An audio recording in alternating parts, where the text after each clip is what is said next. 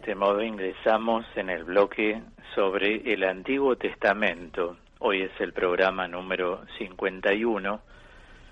Hemos tratado los libros históricos, los libros proféticos y estamos tratando los libros sapienciales. Hoy es el programa 14 en que trato los libros sapienciales.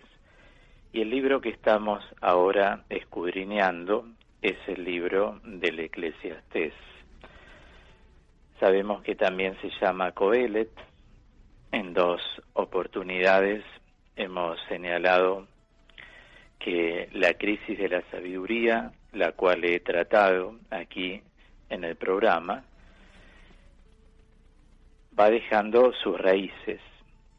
Entonces, para ver cuáles son esas raíces, necesitamos analizar el libro del Eclesiastés, que es lo que venimos haciendo hoy en una tercera vez. Sabemos que este sabio es un hombre que tiene también un carácter especial, donde pone de manifiesto ciertas cosas que ya hemos tratado.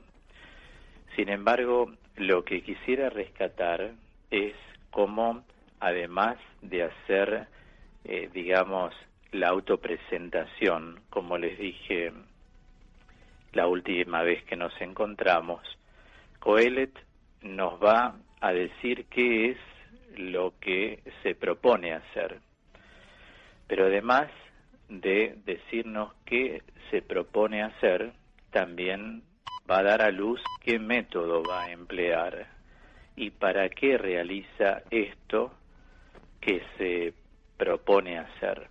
O sea, lo que se propone hacer, qué método va a emplear, para qué realiza esto que se propone hacer. Y es así que nosotros dejamos las puertas abiertas cuando nos referimos a me dediqué a investigar y explorar, que es lo que él da a luz.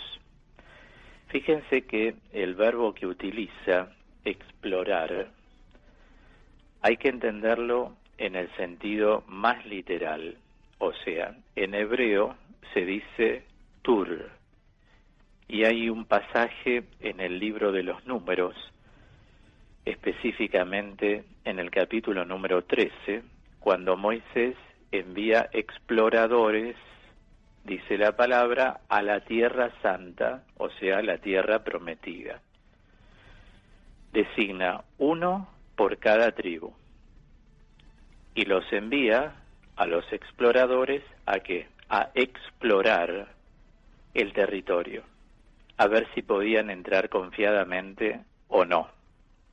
Coelet utiliza aquí el mismo verbo que el libro de los Números. O sea, él se propone investigar, explorar, sistemáticamente, minuciosamente. ¿Qué es lo que se propone explorar? Es la pregunta que en este momento tenemos que hacernos.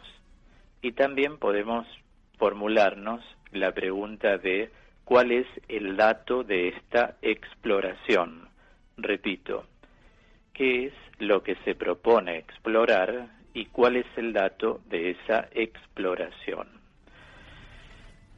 En un momento la palabra dice todo lo que se hace bajo el cielo.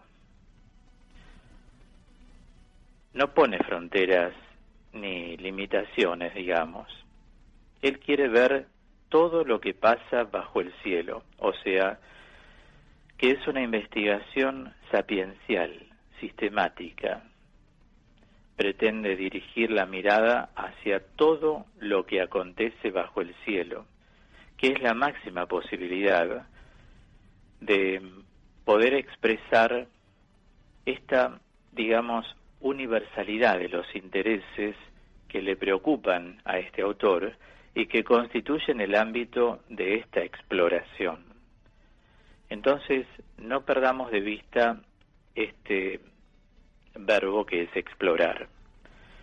Nos dice también cuál va a ser el método que va a emplear. Por ejemplo, dice acá la Escritura, me dediqué a investigar y a explorar con sabiduría. Aquí la palabra sabiduría tiene una connotación muy especial. No es, digamos, esa corriente de sabiduría que viene de la tradición.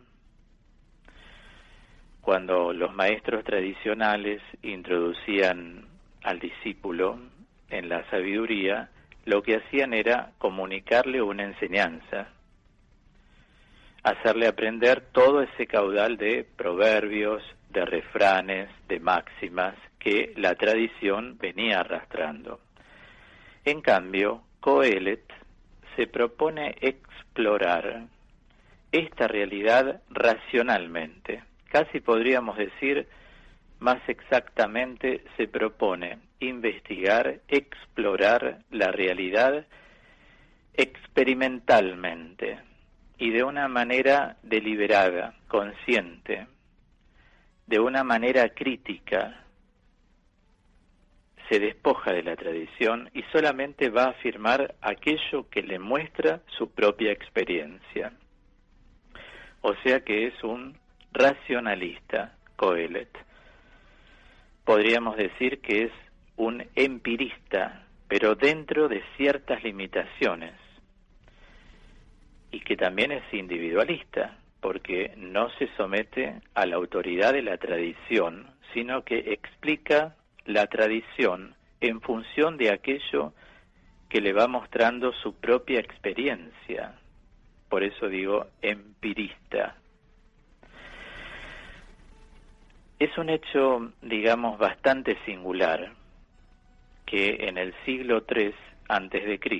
haya surgido un escritor como este, con características tan singulares, tan inusitado, podríamos decir, sobre todo en el marco de una cultura tradicional, donde en general predominan los elementos siempre colectivos, comunitarios, sobre la dimensión personal. Siempre lo comunitario tiene una prevalencia por encima de la personal. Bueno, tenemos entonces los 3 puntos, digamos así, fundamentales. Por un lado, ¿qué se propone hacer Coelet? La respuesta la podemos decir todos juntos. Coelet se propone explorar. ¿Qué se propone explorar? Bueno, todo lo que acontece, acabo de decir, bajo el sol. Es decir, nada queda al margen de su afán de conocer. Y la otra pregunta que formulé, ¿qué método va a aplicar Coelet? La sabiduría, pero entendida como una búsqueda racional, no como una repetición de lo que los sabios nos han dado, como una búsqueda racional. Esta es la característica que tiene. O sea, una búsqueda fundada, como acabo de decir, en la experiencia y no en una tradición. Y finalmente, podemos citar el epílogo al final del capítulo 12, que sin duda no es obra del mismo autor, sino de alguno de sus discípulos. Es importante leerlo porque nos da una visión bastante concreta, incluso bastante, diría, pintoresca de la personalidad del autor. Dice así el epílogo: Coelet, además de ser sabio, también enseñó la ciencia al pueblo. Él pesó, examinó y ajustó numerosos proverbios. Coelet trató de encontrar sentencias agradables y escribió exactamente palabras verdaderas. O sea, lo sigue presentando en este pasaje como un maestro de sabiduría.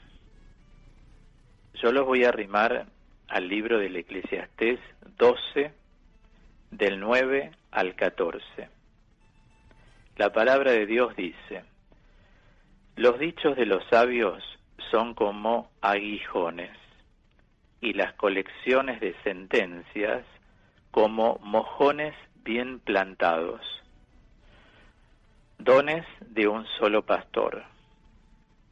Una advertencia más, hijo mío, multiplicar los libros es una cosa interminable, y estudiar demasiado deja el cuerpo exhausto. En conclusión, dice la palabra, una vez oído todo esto, teme al Señor y observa sus mandamientos, porque esto es todo para el hombre. Dios llevará a juicio todas las obras, aun lo que está escondido, sea bueno o malo. Anteriormente, yo hice una pregunta que queda por aclarar,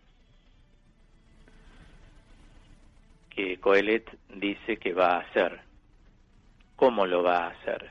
¿Y para qué lo va a hacer? Bueno, el para qué también está estructurado con bastante claridad, porque la pregunta que se hace Coelet es, ¿qué es lo bueno para el hombre en los contados días de su vana existencia? Recordemos aquella frase que hemos tenido en cuenta en encuentros anteriores. Vanidad de vanidades, todo es vanidad. Por eso, esta pregunta es muy importante.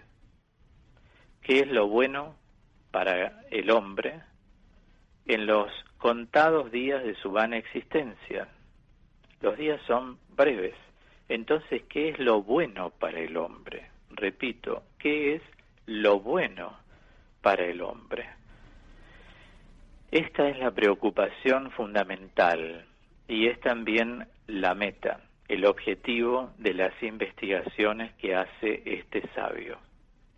¿Qué es lo bueno para el hombre en los contados días que tenemos aquí en la tierra?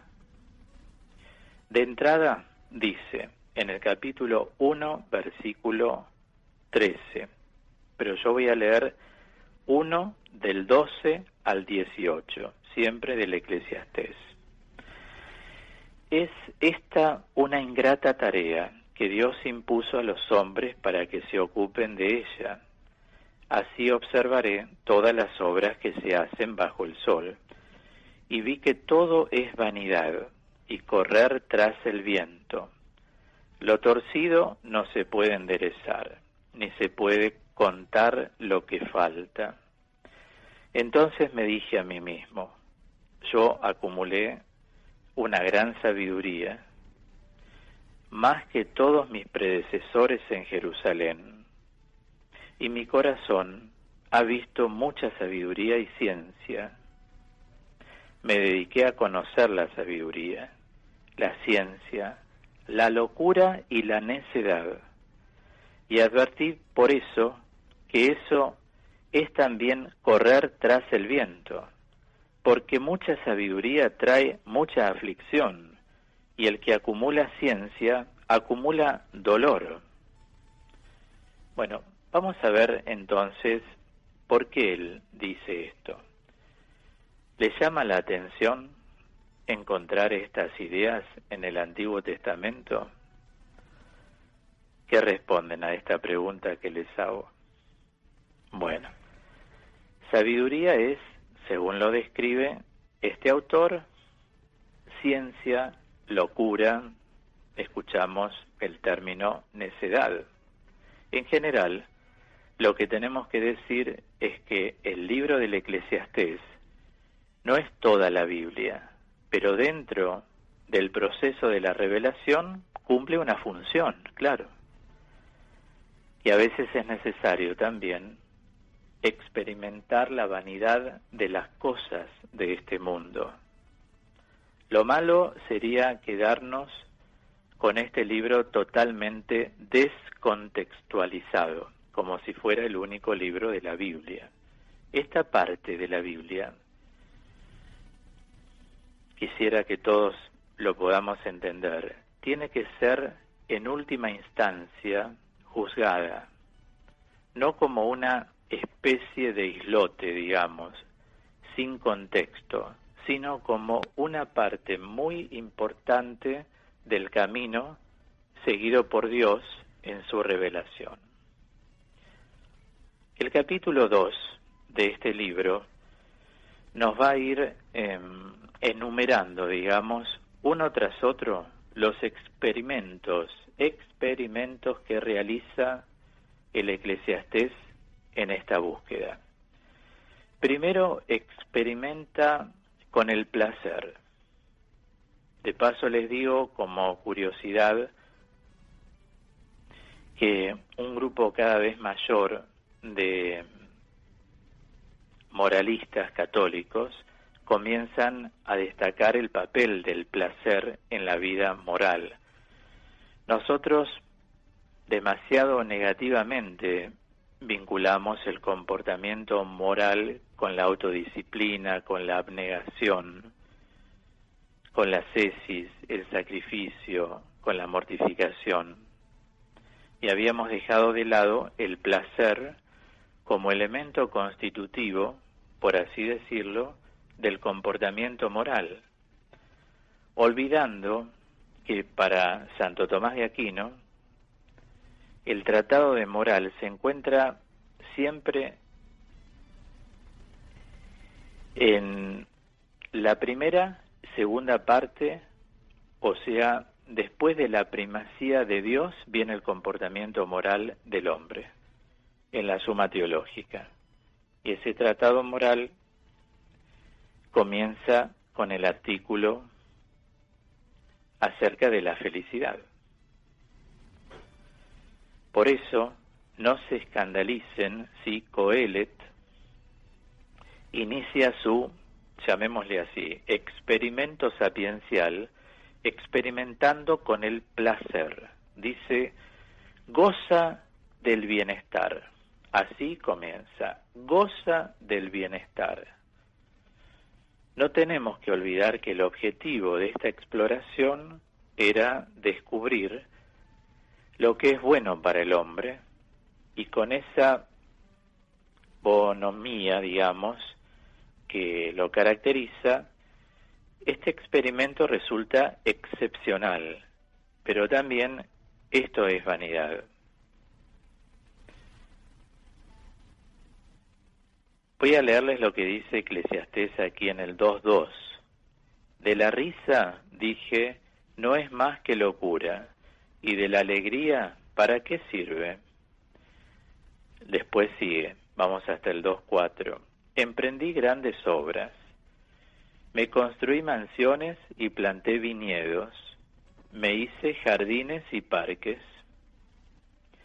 Luego sigue enumerando todas estas grandes empresas, ¿no? Cuando dice, voy a ir siempre en Eclesiastés 2, del 9 al 11.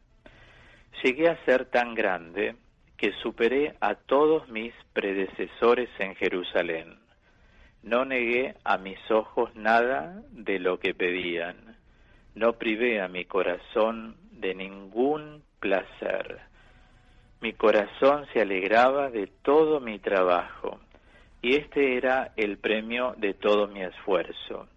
Pero luego dirigí mi atención a todas las obras que habían hecho mis manos y a todo el esfuerzo que me había empeñado en realizar. Y vi que todo es vanidad y correr tras el viento. No se obtiene ningún provecho bajo el sol. O sea, los que siguieron la lectura del texto se habrán dado cuenta que omití una línea al final del versículo 9. Esa línea dice, sin embargo, la sabiduría permanecía siempre conmigo. O sea, que Coelet es un experimentador, es decir, no se entrega totalmente al vértigo, sino que realiza una auténtica exploración. En ningún momento deja de tener presente esta sabiduría que es el medio que le permite experimentar qué es lo bueno para el hombre en los contados días de su existencia. y es al mismo tiempo el resultado que él se propone alcanzar. O sea, no es un desborde, no es un delirio, un frenesí, es un esfuerzo metódico para descubrir aquello que es bueno para el hombre. Entonces, a lo largo del libro vamos a encontrar algunas afirmaciones que resultan, por lo menos a primera vista, bastante chocantes. Fíjense cómo habla de la condición humana. Los ubico siempre en Eclesiastés 3, del 18 al 19. Yo pensé acerca de los hombres. Si Dios los prueba, es para que vean que no se distinguen de los animales, porque los hombres y los animales tienen todos la misma suerte. Como mueren unos, mueren también los otros. Todos tienen el mismo aliento vital, y el hombre no es superior a las bestias, porque todo es vanidad. Todos van hacia el mismo lugar. Todo viene del polvo y todo retorna al polvo. ¿Quién sabe si el aliento del hombre sube hacia lo alto y si el aliento del animal baja a lo profundo de la tierra? Ven cómo el horizonte de la muerte está constantemente presente en las reflexiones del Eclesiastés, y la muerte es como una sombra que se proyecta. Por supuesto, todo estamos hablando antes de Cristo. Esto es lo que ocurre en este libro. Yo les estoy mostrando el desarrollo que tienen todos sus contenidos para que se den cuenta cómo pensaba, cómo se provocaba interiormente y la enseñanza que va a ir dejando luego. No estamos hablando de cristianos, que Cristo irrumpe un nuevo tiempo, es el primogénito de entre los muertos. Nosotros creemos en la resurrección porque el Señor resucitó y además nos prometió la resurrección a todos. Sin embargo, hago este paréntesis para todo oyente que pase el dial, de pronto entienda en qué mar estamos navegando. A cada libro hay que entenderlo en su propio contexto. Por eso tantos detalles que les estoy dando. Entonces digo, el horizonte de la muerte siempre presente en las reflexiones del Eclesiastés.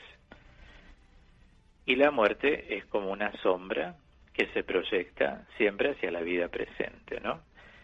Y este es uno de los factores que también ensombrecen la vida del hombre y agravan el pesimismo del Eclesiastés. Coelet manifiesta también una, digamos, profunda sensibilidad ante la injusticia. Encontramos afirmaciones muy duras con respecto a las injusticias que se cometen en el mundo. Por ejemplo, acudamos a Eclesiastés 4, del 1 al 3. Yo volví mis ojos a todas las opresiones que se cometen bajo el sol. Ahí están las lágrimas de los oprimidos, y no hay quien las consuele. La fuerza está del lado de los opresores, y no hay nadie que les dé su merecido. Entonces tuve por más felices a los muertos, porque ya están muertos, que a los vivos que viven todavía, y consideré más feliz aún al que todavía no ha existido, porque no ha visto las infamias que se cometen bajo el sol.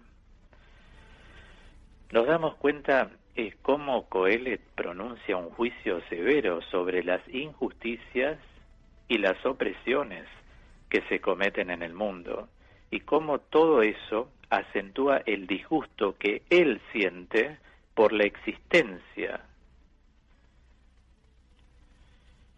Todos recordarán cuando les expliqué los libros proféticos, los profetas denuncian severamente la injusticia, ¿lo recuerdan? Pero hacen un llamado a la conversión. La injusticia es algo que tiene que ser extirpado. Los profetas llaman al cambio y esperan el cambio. En cambio, este autor, Coelet, se muestra escéptico y no ve grandes posibilidades de transformación en las estructuras de la sociedad, porque no hay nada nuevo bajo el sol. Lo que ha sido, eso mismo será. Lo que se ha hecho, eso mismo se hará. Hay un texto que tiene particular actualidad, porque es una denuncia de la burocracia, de manera que se lo podría poner como epígrafe, digamos, en todas las oficinas públicas. Se los quiero compartir aquí en Eclesiastés 5:7. Si ves que en la provincia se oprime al pobre y se violan el derecho y la justicia, no te sorprendas por eso, porque un grande tiene un superior que lo vigila, y hay otros grandes por encima de ellos. ¿Ven cómo se cumple? Es de total actualidad. Pero sería falso pensar, no quiero terminar el bloque sin decirlo, que el Eclesiastés, porque dice que el que acumula sabiduría acumula aflicción. Eso es menospreciar la sabiduría. Él reconoce el valor de la sabiduría. Por ejemplo, cuando dice aquí, siempre Eclesiastés 2, del 12 al 15. Y vi que la sabiduría aventaja a la insensatez, como la luz a las tinieblas. El sabio tiene los ojos bien puestos, mientras que el necio camina en tinieblas. Pero yo sé también que a los dos les espera la misma suerte, y me dije a mí mismo, si la suerte del necio será también la mía, ¿para qué entonces me hice más sabio? Y pensé que también esto es vanidad. Bueno, justamente en el siguiente texto se hace también un tenue elogio de la sabiduría. En 7:19, la sabiduría hace más fuerte al sabio que 10 magistrados de una ciudad. Vamos a quedarnos entonces con esto en el desarrollo, y en el próximo encuentro volvemos a retomar esto que es tan interesante, un planteo que intento con mucha claridad y con tranquilidad poner de manifiesto a cada uno de ustedes para que podamos estar bien inmersos, y creo que lo logramos, en el libro del Eclesiastés. Siempre a un autor hay que entenderlo en su propio contexto, por eso hay que conocerlo profundamente.